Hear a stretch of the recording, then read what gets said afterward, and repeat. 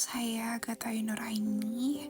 Pada kesempatan ini, saya akan mempresentasikan hasil penelitian saya mengenai negosiasi perdagangan Amerika Serikat dan Indonesia di era Trump. Tahun 2025 menjadi momen penting dalam sejarah hubungan dagang antara Amerika Serikat dan Indonesia. Saat itu Amerika Serikat secara sepihak menetapkan tarif impor sebesar 32% terhadap produk asal Indonesia. Kebijakan ini menimbulkan kekhawatiran besar khususnya di sektor seperti tekstil, furnitur, dan perikanan yang sangat bergantung pada pasar ekspor Amerika Serikat.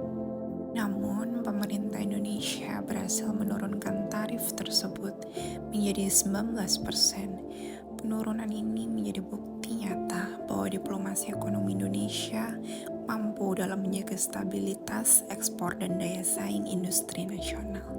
Selain itu, Amerika Serikat memberikan penawaran bebas tarif apabila perusahaan Indonesia melakukan investasi secara langsung atau FDI di wilayah Amerika Serikat. Kerjasama ini membawa peluang kolaborasi baru dalam transfer teknologi, inovasi, dan penciptaan lapangan kerja. Apakah hasil negosiasi sudah bagus untuk Indonesia? Menurut saya, hasil negosiasi ini cukup bagus. Pertama, dari sisi keunggulan. Penurunan tarif dari 32% ke 19% membantu melindungi sektor ekspor dari potensi kehilangan pasar. Industri seperti tekstil dan perikanan memperoleh ruang adaptasi untuk menyesuaikan kontrak serta harga ekspor. Selain itu, kesempatan ini menjaga kestabilan ekspor dan meminimalkan risiko pembatalan pesanan akibat biaya yang melonjak. Namun, dari sisi kelemahan, kesepakatan ini masih bersifat tidak seimbang, di mana Amerika Serikat memperoleh akses pasar yang lebih besar di Indonesia.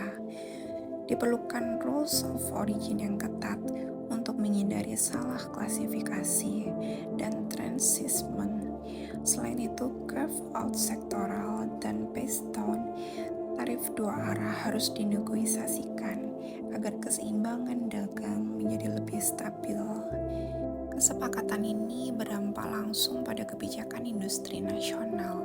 Pembukaan pasar domestik memang memerlukan peluang ekspor, namun juga meningkatkan risiko masuknya produk Amerika Serikat yang lebih kompetitif.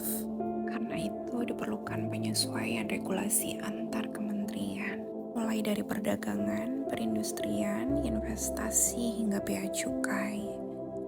Selain itu, penyederhanaan izin ekspor-impor, harmonisasi ASEAN dengan standar internasional, serta penguatan dokumen ekspor seperti Bill of Material dan Supplier Declaration menjadi prioritas. Dengan cara ini, efisiensi supply chain dapat meningkat dan daya saing industri dalam negeri tetap terjaga. Mengapa Presiden Donald Trump memaksa agar RI melakukan FDI ke Amerika Serikat? Dari sisi ekonomi, kebijakan ini bertujuan untuk menciptakan lapangan kerja baru dan memperkuat reindustrialisasi di Amerika Serikat. FDI memungkinkan adanya investasi fisik, pembangunan pabrik, serta peningkatan pajak di wilayah Amerika. Selain itu, Amerika Serikat memberikan insentif bebas tarif bagi perusahaan yang membangun pabrik di sana, sehingga memudahkan akses ke pasar Amerika tanpa hambatan proteksionis. Tujuannya adalah ketahanan supply chain dan mengurangi ketergantungan terhadap impor. Menanggapi kebijakan tersebut, Indonesia dapat menerapkan strategi dual presence, fasilitas di Amerika Serikat untuk menjamin akses pasar bebas tarif, lalu fasilitas di Indonesia untuk menjaga efisiensi biaya, memperkuat supply chain, dan menggarap pasar ASEAN. Keuntungan strategi ini sangat besar, mulai dari transfer teknologi, pengembangan SDM, hingga peningkatan sertifikasi mutu lokal. Tentu, pelaksanaannya memerlukan kerjasama erat antar pemerintah dan sektor swasta, terutama dalam pelatihan vokasi dan inovasi teknologi manufaktur.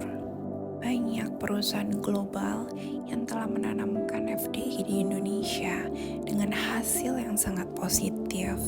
Hyundai Motor Manufacturing Indonesia membangun basis produksi kendaraan listrik untuk pasar ASEAN.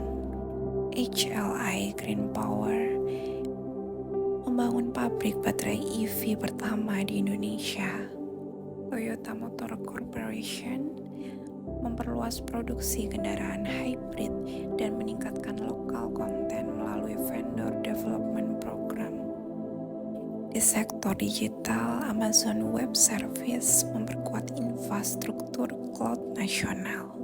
Sementara di sektor pertambangan dan petrokimia, Vale Wayo Cobalt serta Lotte Chemical Indonesia menciptakan ribuan lapangan pekerjaan dan mendukung hilirisasi industri. Menurut Blalock and Gertiel, FDI berkualitas tidak hanya meningkatkan output ekonomi, tetapi juga memberikan productivity spillovers kepada pemasok lokal. Artinya perusahaan domestik menjadi lebih efisien dan kompetitif.